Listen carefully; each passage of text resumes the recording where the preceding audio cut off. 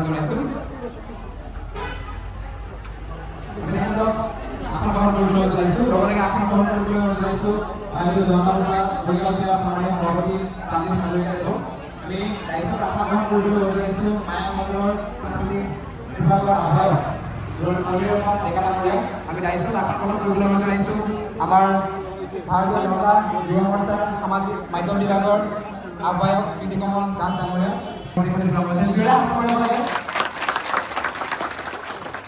এইখিনিতে সম্বৰ্ধনা জ্ঞাপন কৰি এটি শৰাইয়ে সম্বৰ্ধনা আমি আটাইকে ধন্যবাদ জ্ঞাপন কৰিছোঁ পংকজ দেৱ এয়া আমাৰ প্ৰাঞ্জিত হাজৰিকা ধন্যবাদ দেৱজিৎ মণ্ডল এয়া কৃতিকমল দাস ডাঙৰীয়া ধন্যবাদ জ্ঞাপন কৰিছোঁ যোৱা বছৰে সম্বৰ্ধনা জ্ঞাপন কৰিবলৈ আমাৰ যুৱ সতীৰ্থক অনুৰোধ জনাইছোঁ চক্ৰধৰ চৰণ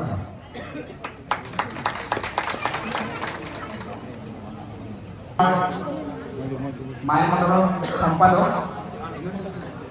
প্ৰকাশ ধন্যবাদ